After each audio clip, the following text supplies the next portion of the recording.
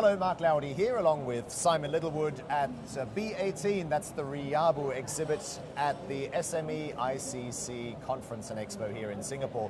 And the Singapore Trade and Industry Minister Chun making some very interesting remarks at the launch of the event this morning, focusing on trade war, free trade agreements, and revenue. Simon, in relation to the trade war, he says US-China trade spat is likely not to end anytime soon, and we're going to have to get used to a world that's divided up into trade blocks. In relation to free trade agreements, he says the Singapore government has already negotiated many, will continue to negotiate more, but it's really up to businesses to then take those FTAs and turn them into action to actually maximize the opportunity. And the third part was about revenue.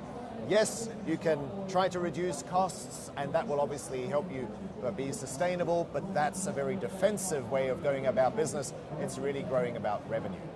Simon, one of the things though that he also said, which I thought was particularly important for us at RIABU, is the point about tuition fees. In other words, the money you waste as you learn about doing business, particularly in overseas markets that you're not so familiar with. Of course, tuition fees in inverted commas, he was really talking about the sorts of mistakes that you make, costly mistakes from time to time. And that's really one of the big problems when you're dealing with a new customer. You're trying to get used to them, you're trying to get to know them. Sometimes you also make costly mistakes. I think he was talking about rookie mistakes, the mistakes that you can make when you go into a new market that you're not familiar with. What's interesting is that in Singapore on its own, more companies now expect to trade on credit terms than on cash. But if you look at the region as a whole, and if you want to move into the region and grow your business, the days when you could do everything on a letter of credit, which is a secured basis for payment with two banks involved, have long gone. People want open credit, and that's one of the consequences of being part of a trade bloc, whether that's ASEAN or something larger. So therefore, yes, it behoves companies to take very seriously the issue of how they structure their relationships with their new markets, and in particular, how they manage cash flow. And presumably those tuition fees are not going to go away. Even as the minister says, we need greater sharing of those learnings, those street smarts as you go into overseas markets, you're still going to make rookie mistakes, I assume.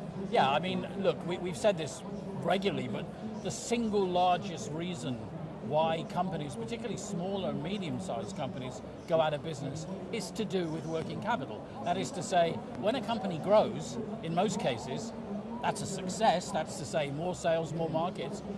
When it grows, it needs more working capital, not less. And companies, SMEs that go into a growth mode without understanding that, and without having taken sufficient thought for where that additional capital is going to come from, they might go bust. They might run out of money. They might find themselves selling a chunk of the company to a third party who has cash, or they might find themselves borrowing a lot of money, which is something that we've seen a lot of in Singapore recently. Yeah. Well, you know, I felt quite vindicated in a way when the minister talked about sharing those learnings, that as you venture overseas, so that not every company makes the same mistakes when they could have shared that knowledge with everybody else, because that really speaks to the community at RIABU. Not only that, but the reality of order to cash, of building a culture which values prompt payment by customers and communicating that critical value to customers is something that you can do quite easily if you build it into your DNA from the beginning, but it's very hard if 2 or 3 years in, when you've got a problem. It's much, much harder to turn around and try and rejig your processes and those relationships so that you get paid more quickly. So I like the idea that the minister is talking about growing into other markets. I like the idea that he talks about tuition fees. That's the time that you spend learning. And what RIABU is going to do is it's really going to speed up the learning process and make sure companies don't go into the issue of balance sheet blind. Yeah. One of the other points, Simon, just finally, that the minister made on stage was the importance of partnering somebody overseas, somebody who knows the lay of the land in the market that you're venturing into. In your experience, does that make it watertight? Well, it's all down to the choice of partner, isn't it? I mean, I have a view on the process of due diligence that you need to go through before you pick a partner. There is, I would sound a slight note of caution here, because people can be quite intuitive about how they pick partners, or it can be happenstance. You know, here I am, I'm at a conference, Yes. I happen to meet somebody, he says, oh, you must come to Myanmar. So what do? I do a partnership with him. I may not know a lot about him, and maybe he's a good guy, but maybe he isn't. So I would counsel caution when partnering up. It's a great idea to have somebody that understands the local market, but if you make the wrong choice, not only is it really difficult short term, but it's very, very difficult to get out of that kind of relationship. Yeah. Simon and I will be at the SMEICC Conference and Expo for the next 2 days. Join us at booth B18. We look forward to seeing you here in Singapore.